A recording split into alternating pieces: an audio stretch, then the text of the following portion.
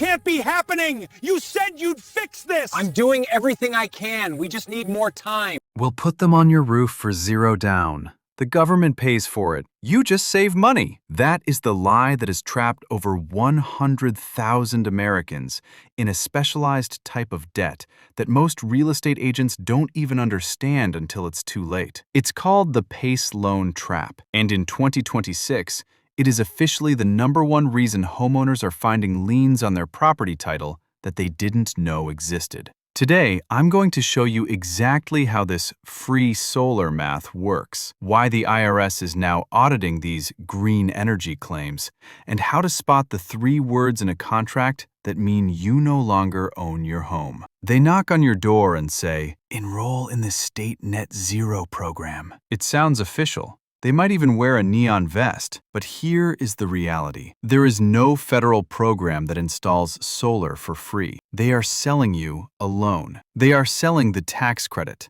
the 30% investment tax credit, as a down payment. But here is the critical deception. They convince you that the credit covers the costs, but often the company ends up keeping the credit while you are left holding the debt. The free part is simply a massive loan that has been creatively disguised as a governmental incentive. Normally, if you don't pay your credit card, your credit score goes down. But if you don't pay a PACE loan, you don't just get a call from a collector. This is a super priority lien. If you miss a payment, the county creates a tax certificate and can auction off your home. This lien sits at the top of the stack, even above your primary mortgage, making it devastating. Try to sell your house in 2026? Good luck. The new buyer's bank won't approve a mortgage until you pay off that $40,000 solar loan in cash at closing. It gets worse. In 2026, the IRS is cracking down on inflated basis. Scammers tell the government the panels cost $60,000 to get a bigger tax credit when they really cost $20,000. They pocket the difference. When the audit comes, you, the homeowner,